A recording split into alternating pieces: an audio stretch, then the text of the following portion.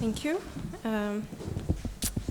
Well, first of all, thank you very much to Ben for organizing this wonderful workshop and for inviting us. Well, the title of the paper changed slightly to Discourses of Capital, Value of Labor Power and Social Links. I would like to maybe just say we found the opportunity to write a chapter together with my colleague Yahya as part of a book that we're co-writing for a while now, and it's about the relation of psychoanalysis and Marxian critique of political economy, and we have a chapter on appropriation, a chapter on production, a chapter on consumption, and this is supposed to be a chapter on consumption as it's connected to the formation of labor markets.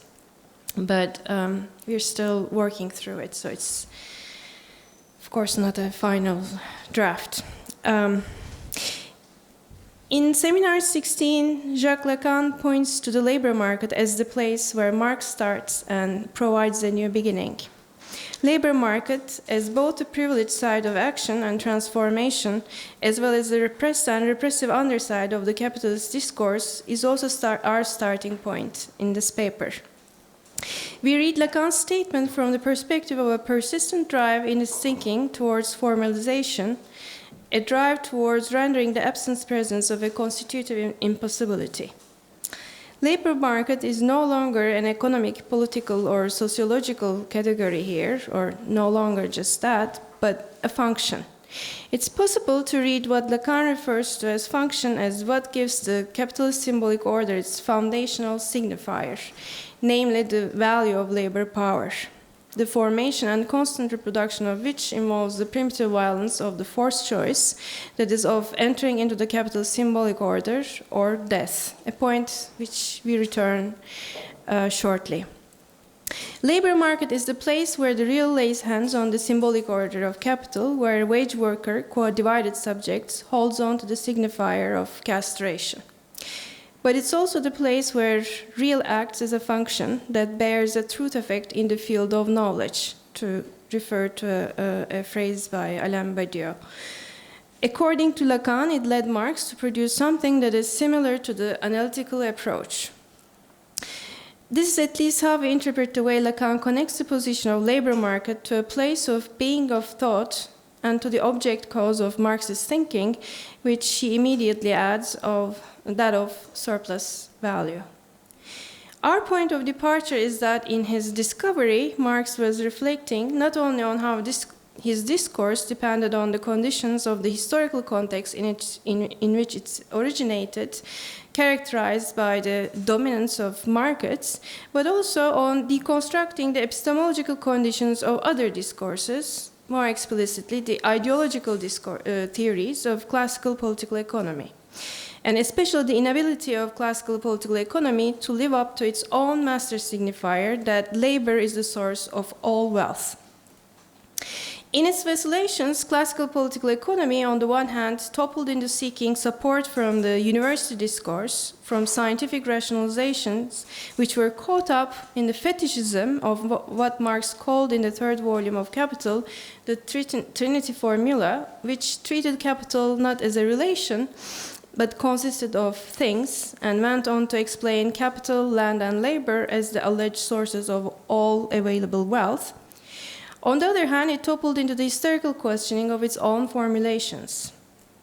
One best example is perhaps found in the text of Adam Smith, who vacillated not only between utility and labor, between the labor-embodied theory of value and labor-commanded theory of value, a contradiction which Marx symptomatically read, as Louis Althusser proposed, and forced it against David Ricardo's substantialist formulations of embodied labor toward formulating abstract labor. But also, and more importantly, between the anthropology of invidious sympathy that introduced the real of antagonistic envy into social division of labor, and the anthropology of interest, which in an imaginary integration absorbed this real of antagonism back into the invisible hand of the market. Even when we agree that Marx radically broke from classical political economy, he read them with great interest and held them accountable to what they said. This is true especially for his readings of Smith and Ricardo. He differentiated their position carefully and on the basis of scientificity from two other categories of vulgar economists and bourgeois apologists, whom he showed great disdain.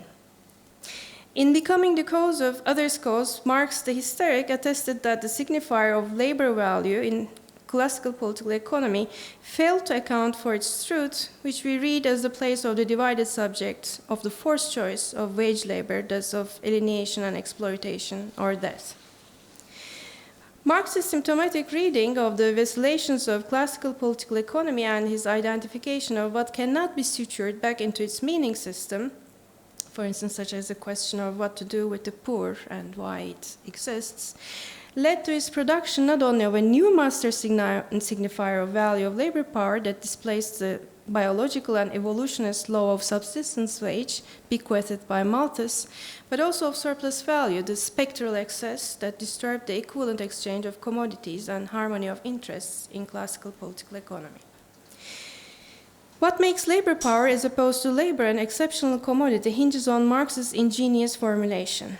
Quote, in contradistinction to the case of other commodities, there enters into the determination of the value of labor power a historical and moral element. A well-known quote. By introducing this historical and moral element, Marx effectively enacts a symbolization of the various imaginaries of the poor that populate the pages of Smith's and Malthus's tracts. The phrase historical and moral element refers to the class struggle over the meaning of what is deemed necessary for the reproduction of the wage laborer. If you like, this is the social constructionist moment in Marx's discourse. But what makes Marx's intervention truly radical is, in our opinion, his second move. The concept of value of labor power, by separating the remuneration of living labor from its performance, creates the conceptual space for the concept of surplus labor, and marks the structural impossibility of matching the abilities to needs. For Marx under capitalism, and for us in all modes of production.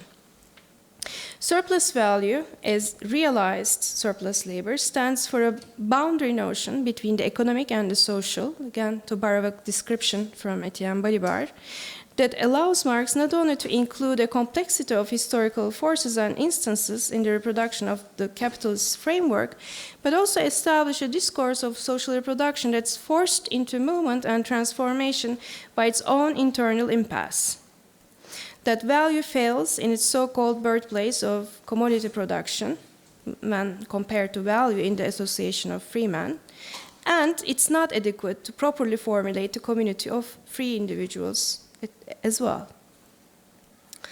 Beginning with an index of comparison between Lacan's analytical discourse and Marxist discourse in the way that each is oriented, or rather pushed by its respective practice towards a formalization structured around a certain void of impossibility, in the rest of the presentation we would like to inquire into the libidinal economies of the capitalist discourse through a reading of Lacan's 4 discourses as well as the 5th discourse of the capitalist.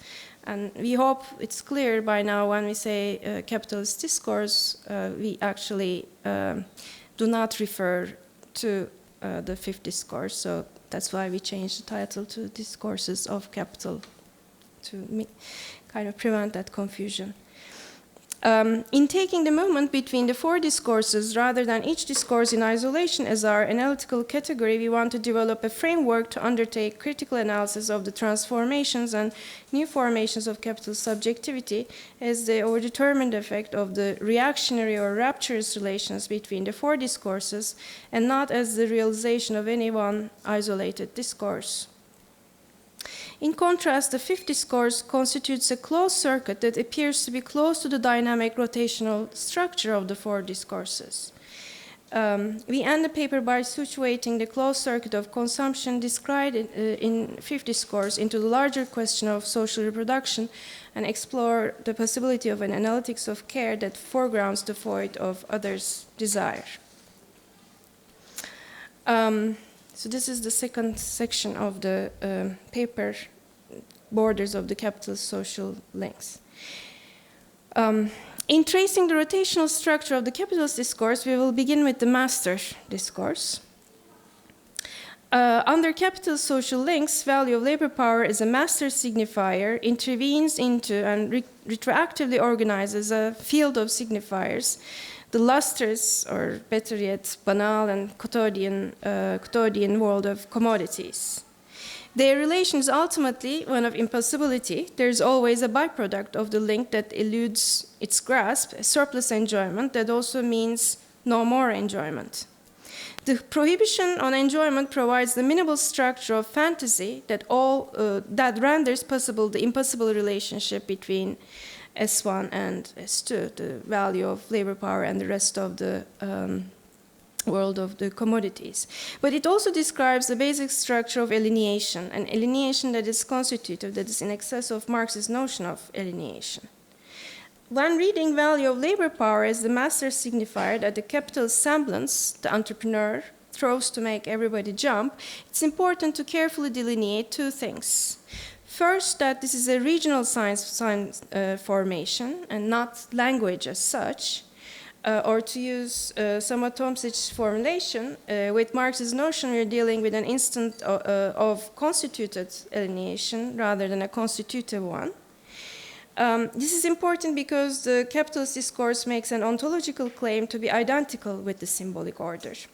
It presents itself as a universalizing totality and interpolates its subjects by claiming that their existence depends on their articulation in its social links. Second, the fact that the capitalist semblance, the entrepreneurial fiction, the figure of sovereign entrepreneur, is a very powerful fantasy. That this is a very powerful fantasy should not detract from the fact that there is something brutally structural about the effectivity of any master discourse in organizing the field of signification, independent of the particular fantasy with which its structural causality is made bearable to the subjects who are caught in their cogs, or in its cogs. The latter function becomes crystal clear, or at least to Marx and his readers, in the constitution of its institutional frame of the value of labor power, the borders of the labor market itself. Indeed, the constitution of labor market is a civil war that capitalist relations require to be waged at all times. Marx called this process of ongoing constitution the so-called primitive accumulation. What makes Marx's account of primitive accumulation so radical is not so much perhaps the fact that the capitalists appropriate and accumulate wealth through violence, but that this violent appropriation of the commons, by establishing the institutional frame of the value of labor power, constitutes the conditions under which the proletarian subject is created by being shoved into the labor market. The nature of the civil war is one of violent institution of the conditions of freedom in the double sense. This is a double sense of the word, of the proletariat. And this is from Marx, of course. Freedom from feudal ties, what Max Weber called the destruction of the traditional economy, but also freedom from the means of production, the disposition of the proletariat. This dual process creates the frame of a historical force choice between the freedom to work, to sell one's labor power, and one's life. It would be, if the would-be proletariat refused to sell their labor power, they would be condemned to starvation. The reproduction of the labor market necessitates the continual and violent reinstitution of this forced choice to entering to capital social links. More often than not, by keeping an industrial reserve army of the unemployed at bay, or the threat of capital flight, and this is constituting, of course, the boundary between the inside and outside of the labor market. The correlate of the structural violence of the labor market can be a range of fantasies that render it bearable. For instance, and traditional, old, maybe idiomatic one, a fair day's wage for a fair day's labor is an attempt to constitute a harmonious social division of labor through the authority of the master signifier. But of course, the marginal productivity theory of or the marginal productivity approach of the neoclassical theory could be another technical language that gives scientific support to this fair day's wage for a fair day's labor, or this finds expression in negative or destructive ways as actually pointing to an external enemy that introduces disharmony to the fair distribution of the share of income, especially in a national context. This is very much connected with the articulation of racialized violence with capitalism. In this sense, all the discourses that bracket the structural violence of exploitation, even if they carve out a conceptual locus for class struggle over the wage-profit frontier, are defense formations that attempt to keep the impossibility of class antagonism at bay. Or better yet, all class formations, to the extent that they distribute concrete subjects into specific class positions and provide them a frame within which to pursue their interests and demands, are fantasy formations that already attempt to domesticate the structural violence inherent in this regional sign formation. Then we actually move to the second part.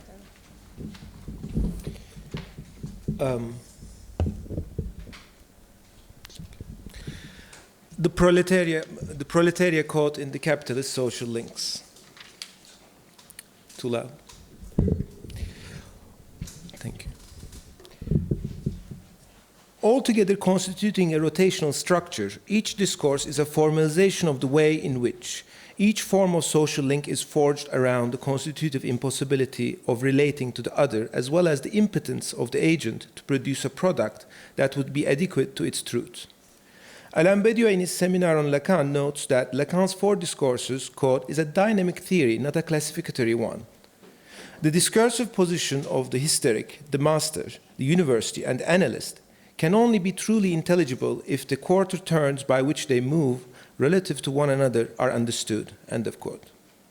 Our reading of four discourses, at least in its iterations in Seminar 17, 19, and 20, distinguishes between regressive and progressive quarter-turn rotation of the methemes along the places. All discourses as social links suffer from a constitutive instability. The movement in the regressive direction occurs as a result of the dislocatory effects of the impasse of the discourse. The impotence of the product in relation to the truth of the subject becomes the condition under which the impossibility of the semblance, the agent, to govern or educate or analyze or even cause desire in the other realizes. The movement in the progressive direction, and perhaps this is maybe what Badiou refers to in his reading of Lacan as love of truth weakness, on the other hand, leads on the path of cure, or at least the symbolization of imaginary and the realization of the symbolic. Shifts from one discourse to another enable us to make sense of capitalism as a discursive formation with material effects, structured around a central affectively charged impossibility. The impasse that defines the discourse of the master is the congruence between the byproduct, A, and the hidden truth of the master, the split subject, S bar. As John Kopchak once remarked, this less than useless surplus pleasure cannot, therefore, enter the calculus of capitalism except to undermine it, end of quote. The world of commodities, S2, can never fully plug the void of the subject, not because the subject is insatiable, but there is always a castrating, uncanny presence of a no more enjoyment, prix de jour. The university discourse, then, is a response to the impasse of the master discourse to the extent that it rallies all knowledge to completely domesticate A, such that nothing, no uncanny surplus remains, except a subject reduced to a void. Here we're in the realm of governmentality, where the science of consumer choice maps the preferences of consumers through big data analysis. The university discourse is also as precarious as the discourse of the master. Here the impotence manifests itself in the incongruence between S bar and the master signifier S1 in the loss of the symbolic efficacy of the authoritative figures. The discourse of the pervert is a response to this crisis by way of offering objects, lathhouses, to fill the void of the subject. Yet the surplus product of this process is a proliferation of master signifiers, perversions, father substitutes that cannot be totalized by universal knowledge.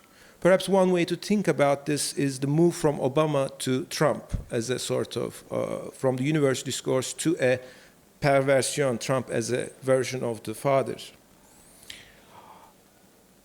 The dynamic here is that of the regressive quarter-turn displacements in the quadrupedal schemas that constitute the response to the impasse of each discourse. The university discourse is a response to the impasse of the discourse of the master, discourse of the pervert as a response to the impasse of the university discourse. Following this logic, we can say that discourse of the master is also a response to the impasse of the hysteric. This is perhaps what Lacan meant when he addressed the students at Vincent in December 1969. What you aspire to as revolutionary is a master, you will get one. But as we saw above when discussing Marx in relation to classical political economy, the discourse of the hysteric can rotate progressively towards the discourse of the analyst. In fact, all discourses are split and ambivalent. Depending on the direction of the rotation, the hysteric can be both demanding a new master, hence shying away from the realization of the symbolic and falling into the imaginarization of the real, or be amenable to their non-being and subjection, enthusiastic resignation, through encircling the void of objet A. Here we refer to Zizek's recurrent warning that one must, quote, distinguish two aspects of objet A as the void around which desire and drive circulate, and objet A as the fascinating element that fills this void. The analytical discourse can also be construed in homology with discourse of the pervert. Here we refer to Sargent, Dominique Hearns, and Tracy McNulty. What distinguishes one from the other is how one arrives to it. If one arrives to it through regression from the master to the university and then from the university to the pervert, the algebra refers to the imaginarization of the real. If one arrives at through a symbolization of the imaginary, that is, hysterization of the discourse of the master, followed by a realization of the symbolic through the analytical act, that is, by moving through the rotational structures in a progressive direction, the objet A refers to the void around which desires and drives circulate. But then, are not the master and the university discourse split in ambivalence as well? A rational scientific discourse has a function, otherwise we won't be able to develop a systematic and effective set of measures against the madness of ecological catastrophe. Recall that knowledge is the truth of analytical discourse. The new master signifier produced by the analytical discourse is inadequate to knowledge, but this impotence of the new S1 should not cause consternation and resignation. This inadequacy, if motivated by a love of truth weakness, may cause a progression from the analytical discourse to the discourse of university that embodies the paradox of enthusiastic resignation, where resignation as, quote, the experience of a certain impossibility incite enthusiasms. From Zizek, that one. In other words, we can even argue that the discourse of the university, depending on from which direction one approaches it, is split into signs, symbolization of the imaginary, as the enthusiastic attempt to encircle the void at the heart of ontology, versus governmentality, by a power where knowledge aims at appropriating the real until it reduces the subject to a void. And if one were to respond to the symbolic deficit of the university discourse, again through love of truth weakness, that is by recognition of the necessity of a contingent yet singular master signifier, as opposed to the true dynamic of regression, that is by trying to plug in the locus of semblance with objects, one would arrive to the master discourse from the other side. We find this reading of four discourses compelling because it provides a framework to orient ourselves in their rotational structure towards progressive politics and analytics. But Lacan complicates the matters by introducing in 1972 Milan Discourse, a fifth discourse that subtracts itself from the dialectics of the rotational structure of four discourses. Let us now leave the rotational structure of quadrupodes and turn our attention to the closed circuit of the fifth discourse. The fifth discourse going on casters, comme sur des roulettes. Many commentators of the discourse of the capitalist point to switch between S bar and S1. Some read this switch along with the fact that there is no vector from S bar to S2 as absence of any communication as the foreclosure of castration. Others argue, such Stein van Heule for instance, argue it resembles the discourse of the hysteric or rather the pseudo-hysteric. Whereas in the discourse of the hysteric, the move towards the other communicates the irresolvable dimension of desire in the form of discontent. In the discourse of the capitalist, not only is there no such communication, but also a solution is found for the impossibility of desire by way of its conversion to a permanent crisis of frustrated demand, a crisis fueled only by more consumption. Quote, the continuous purchase of new solutions, end of quote. As if occupying simultaneously the position of an addict qua shopping and a gambler qua beating the odds of banality and getting the sublime experience, the consumer is both servile to and seducer of the satisfaction of imaginary objects, where it pursues surplus jouissance, driven by a libidinal economy that receives its law of motion from capitalizing on burning itself out. This anthropological mutation of subjectivity under the discourse of the capitalist, which is an erasure of the impasse between esbar and a in the discourse of the master, is taking place because life is itself translated into a, quote, measure for the absolute generalization of its own exchangeability. This is from Andrea Mura. And commodity production has expanded into all communicative and affective aspects of biopolitical capitalism. The conversion of what is inconvertible, A, as the locus of surplus jouissance, and the locus of subjectivation and sublimation, as well as of desubjectivation and the object, into a process that imaginarizes value, elevates consumption to the only pseudo-social practice that promises to make up for the democratic deficit. The continuous slicing and dicing of the previously sanctioned and institutionally regulated service commons into saleable commodities generates the perverse social drive effect that anything can be treated as if it were a commodity. Drive effect, we use that as to think about the homology. The constant undermining and blurring of the normative boundary between what can be commodified and what cannot be commodified leads to the social consequence that the crisis or transgression can only be a post-crisis, post-transgression. It can only be recognized and addressed once it takes place, but then it is already too late. So everyone is a dupe and no one is culpable. Last section, analytics of care, the problem of social reproduction. These critical analysis of the discourse of the capitalist, the analysis of the capitalist discourses leaves us with a dark imaginary of the crisis of the individual that consumes single-use values in an anti-social and destructive relation to itself and its environment. The question of boundaries of the reproduction of the capitalist discourse opened up by the value of labor power might put us on a different track, towards inquiring into the collective, or rather the trans-individual relations and practices of consumption and productive consumption in which the exchange values purchased are transformed through performative and immaterial production into new use values and possibly exchange values, not only in the obvious address of the household, but also other commercial and non-commercial sites where social services are productively consumed in forming the constitutive outside of capitalist wage work, sites which are no less prone to crisis and violence.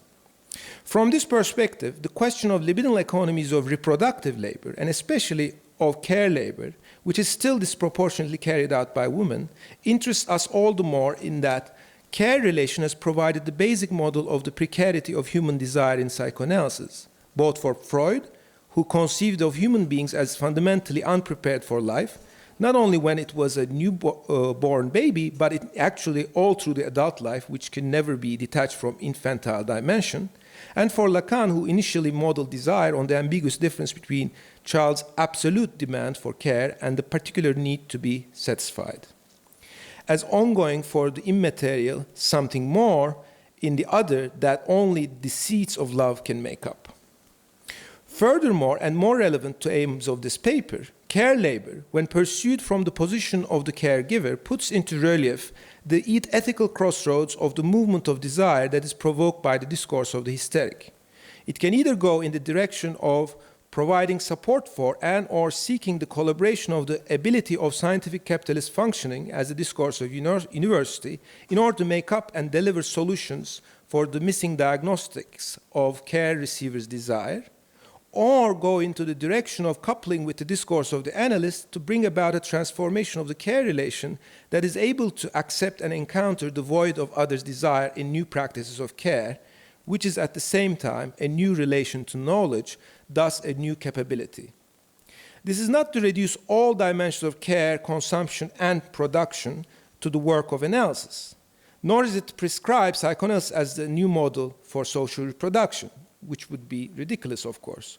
But insofar as psychoanalysis unfreezes the neurotic symptom and inserts its communication back into discourse, and insofar as it creates the conditions of subjectivation through the production of a new espoir as a byproduct, it does enable social reproduction. But perhaps the analytics we mobilize here can help formulate the problem of transformation in capitalist discourse in a slightly different manner, by way of inserting the conditions of a new capacity and desire of care, not only within the violent insertion of the constitution of labor power that capitalist reproduction is forced to periodically revive, but also within the rotational structures of capitalist discourse.